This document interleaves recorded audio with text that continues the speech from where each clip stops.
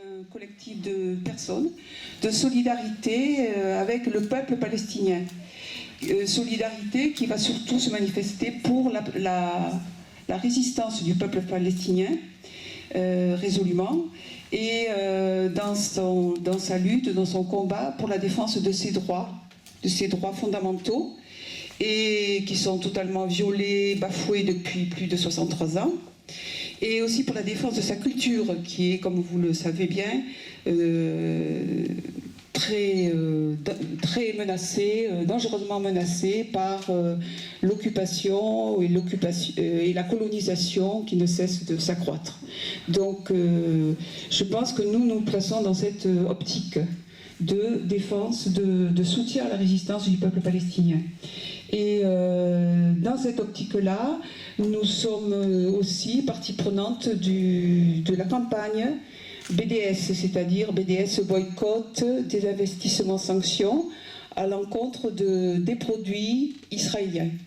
Parce que nous pensons que c'est là aussi qu'on peut faire pression sur cet État, nous citoyens français et internationaux de toute façon, de façon à ce qu'il respecte surtout le droit international, les droits de l'homme qu'il bafoue sans arrêt en Palestine.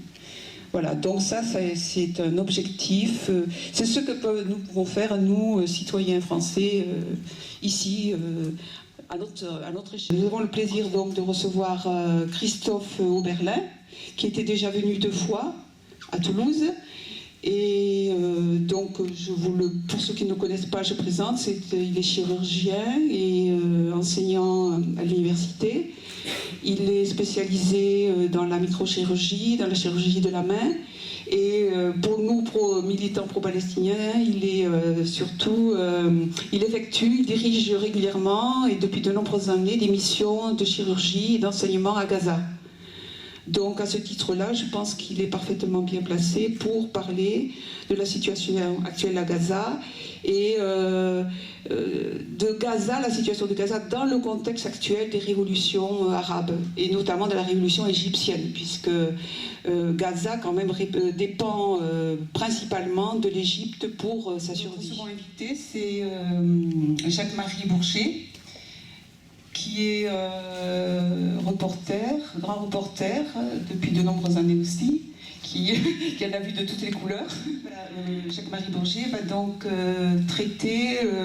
va donc nous parler des massacres de Sabra et Shatila, des camps de réfugiés palestiniens au Liban, ces massacres qui ont eu lieu en 1982 et d'une barbarie totale et qui ne sont toujours pas punis, il n'a jamais eu d'enquête sérieuse, ni jamais eu de jugement, ni de condamnation. Donc il va nous livrer un petit peu les résultats de son enquête, d'autant plus qu'il était présent au moment de ces massacres dans les camps de Sabra et Shatila. Donc je pense que ça va être très intéressant de connaître son témoignage. Et autre chose aussi, il a été en Cisjordanie, à Ramallah, entre autres au moment de la seconde intifada en 2000, où il a reçu une balle israélienne qui l'a grièvement blessé et dont il a encore les séquelles.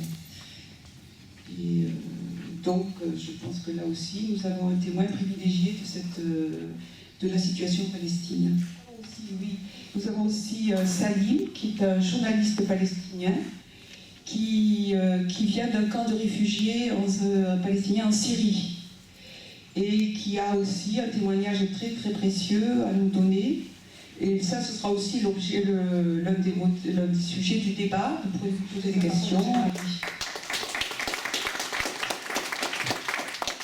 Il ne faut jamais corriger les professeurs, mais on pourrait préciser que le peuple palestinien est opprimé depuis beaucoup plus longtemps, puisque ça fait plus d'1 siècle, et puis si on remonte les Ottomans, etc. Mais enfin, disons que la domination occidentale avec nos amis financiers anglo-saxons, ça fait plus d'1 siècle. Sur Sabra et Shatila, ça doit paraître étrange d'écrire un livre, de publier une enquête 30 ans après les événements, parce que c'était en septembre 1982. Et à ça, il y a 2 raisons. La première, c'est l'urgence du temps, c'est-à-dire qu'à l'époque, j'étais évidemment plus jeune. il y avait un événement qui appelait l'autre, une guerre qui chassait l'autre, on courait le monde, et on se disait j'ai vu des choses horribles, il faudrait les raconter. Bon, il y avait le fait qu'il n'y avait personne pour les publier, ce qui est déjà une excuse. Le manque de temps et peut-être le manque de courage, le manque d'âge. Et puis on repousse, et puis on se dit un jour ça finira par sortir. Et puis là, il y a une conjonction, c'est Christophe qui est un destructeur de monolithes et qui a fini par me convaincre qu'il fallait écrire ce bouquin, puisque j'en avais parlé. Et puis trouver un petit éditeur courageux, parce que j'en ai pas trouvé d'autres, et puis que la presse ne se bouscule pas au journal de 20h pour parler ni de Sabra, surtout de Sabra Chatila et des bons livres. Voilà. Donc c'est pour ça que ce livre est arrivé très tard. Et ce qui m'a surpris, c'est que j'ai pu l'écrire sans reprendre une seule note. J'ai repris juste des points d'histoire, quelques bouquins pour pas écrire quand même des bêtises au niveau des dates ou des horaires, mais tout ce que je raconte, je l'avais en fait complètement bloqué dans la tête. C'était là et il fallait que ça sorte, quoi. C'est des trucs qui relèvent de la psychanalyse, j'en sais rien, mais c'était bloqué, quoi. Et c'est peut-être que les bêtudes, c'est-à-dire quand vous assistez à des choses qui sont effrayantes, vous avez du mal à vous exprimer ensuite. Et moi, cette bêtude, elle a dû durer 30 années, parce que ce que j'avais vu, c'était trop horrible. Donc, voilà, c'est l'explication que j'essaie de donner de mon retard. Et tout était là, je veux dire, les détails, les couleurs, les odeurs, les horaires. J'étais surpris moi-même. Je me disais, mais enfin, qu'est-ce qui se passe? J'ai essayé de vérifier, j'ai appelé le photographe qui était avec moi, mon compagnon dans cette aventure. Lui, il avait une mémoire différente parce que le fait de voir les événements au travers d'un objectif, ça met un écran et je pense qu'il était moins... sa mémoire était moins fixée que la mienne. Mais de temps en temps... on se souvenait de choses corroborées, c'était les mêmes, quoi. Donc c'est l'histoire du livre, là, voilà. À l'époque, je travaillais pour un magazine qui s'appelait VSD, et la guerre ce qui s'appelait odieusement comment ça s'appelait là? J'ai oublié l'expédition. Non, l'invasion israélienne au Liban, c'était paix en Galilée. Voilà. Vous voyez, la mémoire, maintenant, elle est foutue. Hein, j'ai tout donné. C'était paix en Galilée, donc cette offensive a démarré en juin 1982. Et on l'oublie, parce qu'on oublie moins le massacre, mais on oublie qu'elle a fait 25 000 morts au Liban, plus autant de blessés. Donc c'est en soi déjà une opération absolument horrible, avec une majorité de civils, parce que ce n'étaient pas des militaires qui s'opposaient aux Israéliens. Après, il y a une période d'espèce de drôle de guerre, c'est-à-dire que les Israéliens sont au Liban, ils sont dans les montagnes, ils sont autour de Beyrouth, ils sont bien sûr dans le secteur chrétien parce qu'ils sont alliés, enfin ils sont chez eux. Mais ce qu'on appelle la communauté internationale, ce qui est une association de malfaiteurs, enfin bon, autrement dit les États-Unis et l'Occident, décident d'envoyer des troupes pour éviter qu'Israël n'envahisse une capitale arabe, parce que diplomatiquement c'est pas très bon. Et donc partent là-bas des soldats français, des soldats américains, des soldats italiens qui s'installent entre les troupes israéliennes et le cœur de Beyrouth. Là, les soldats de la force internationale enlèvent toutes les mines, toutes les défenses, tout ce système de défense qui avait été installé principalement par les combattants palestiniens, puisque c'était eux la force vive qui défendait les Libanais, parce que l'armée libanaise elle était divisée entre partis religieux et en débandade. les sunnites n'avaient pas une vraie milice, donc il y avait les Druzes et les Palestiniens, quoi. Donc ils avaient assez bien organisé la défense de Beyrouth. Et les soldats l'ont démonté, puisque maintenant ça allait être la paix, donc ils ont démonté tout ça. Dans le même temps, l'évacuation des combattants palestiniens et d'Arafat vers la Tunisie, il y a eu de longues négociations. On a dit, bon, maintenant on va faire la paix à Beyrouth, mais il faut évacuer les combattants, etc. Donc c'est le départ essentiellement vers Tunis. Et la condition d'Arafat, c'est bien sûr de protéger les camps palestiniens, puisque lui, partant avec ses combattants, savait qu'il laissait sa population civile. Donc, il y a un diplomate qui s'appelait Draper, un diplomate américain. Il y avait Philippe Habib, aussi américain, qui était le représentant de Reagan, qui ont signé des papiers, juré, craché qu'il n'y avait aucun problème, que les populations palestiniennes seraient protégées. Et un beau jour,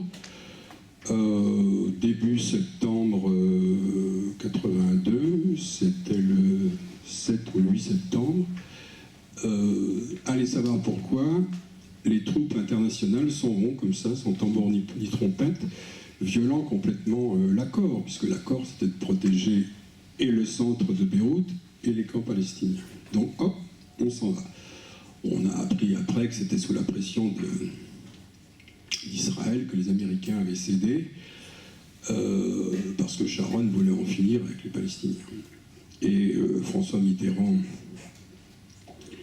n'avait pas grand-chose à refuser aux Américains et aux Israéliens, et son conseiller en la matière, c'était François de Grossouvre, qui était le meilleur allié des phalangistes. Donc personne n'a protesté, les Français sont partis.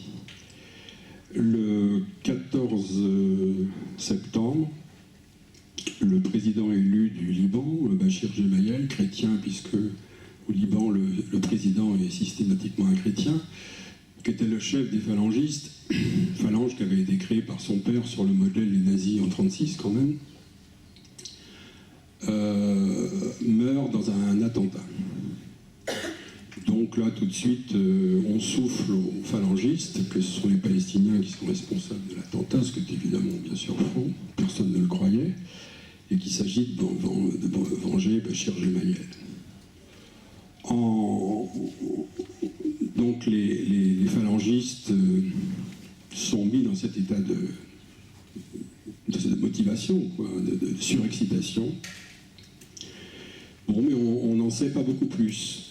Le 16 septembre, le 15 au soir, 16 au matin, les troupes israéliennes décident d'envahir tout Beyrouth, ce qui n'était pas du tout difficile, puisque les troupes internationales, comme je vous l'ai dit, avaient démonté toutes les défenses, donc on pouvait y aller avec une canne à pêche, c'était pas très difficile. En face, il y avait quelques combattants avec des kalachnikovs, des RPG, des pétoirs, des gamins, enfin c'était pas une vraie guerre. Nous, avec mon photographe, on était dans le quartier sunnite de Basta, qui est le quartier ottoman historique. Il y avait des gosses qui se battaient, qui avaient 15-16 ans, torse nu à la Rambo, enfin très courageux. On leur disait arrêtez de faire les cons, on descendait des murs, vous allez mourir. Bon, mais enfin c'était un peu le cinéma, mais quand même dangereux. Et puis en fin de journée, des gens nous ont accueillis chez eux, on a dormi chez eux, il n'y avait pas à manger, puisqu'il y avait le siège depuis 2 mois, 3 mois, donc on s'est partagé une pomme à 5. Et puis on s'est jeté sur un lit avec mon photographe parce qu'on était crevés. Tout d'un coup, on a été réveillé par un éclair extraordinaire. Et le ciel était illuminé plus qu'à l'équateur à midi, quoi. Donc on n'a pas compris. Qu'est-ce que c'est que cette histoire? Et il y a des mômes qui sont, au même moment, qui sont allés à la mosquée et qui ont pris le haut-parleur du muezzin et qui disait aux Israéliens venez si vous êtes des hommes. C'est anecdotique, mais si vous, dans la nuit, c'est une guerre, c'est assez étonnant d'entendre les gamins gueuler comme ça. Le lendemain, les Israéliens ont